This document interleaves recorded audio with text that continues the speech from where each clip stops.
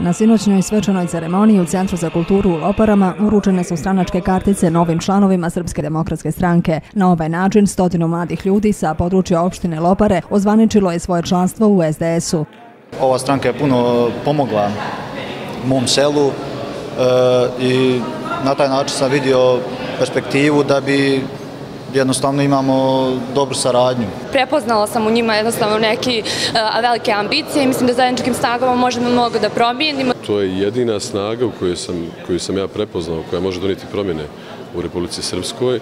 Novim članovima SDS-a stranačke kartice uručili su predsjednik opštinskog odbora i načelnik opštine Lopare Rado Savić i predsjednik stranke Mladen Bosić, koji je ovom prilikom rekao da je 100 mladih ljudi iz Lopara u SDS-u značajna nova snaga za ostvarivanje najvećeg nacionalnog interesa, a to je da mladi ljudi ostanu u Republici Srpskoj. Nema većeg interesa, nacionalnog interesa od interesa da mladi ljudi ostanu u Republici Srpskoj.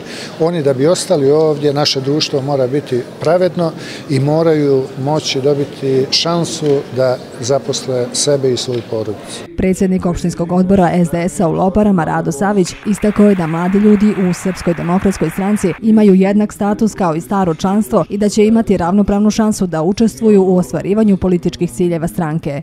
Ova slika govori da mladi ljudi hoće promjene, stanje u Republici Srpskoj nije dobro, oni mogućnost za te promjene vide u Srpskoj demokratskoj stranci.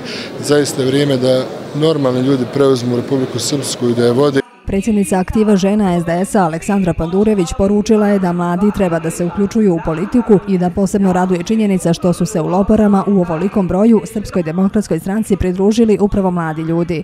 Nama vidimo posljednjih mjeseci pa i danas u Loparama ovdje mladi ljudi odlučili da uzmu svoju sudbinu u svoje ruke i da oni u oktobru budu ti koji će odrediti kojim pravcem će Republika Srpska dalje ići. Status člana stranke stiče se uglavnom prihvatanjem programa i statuta, a realizuje potpisivanjem pristupnice i izdavanjem članske karte.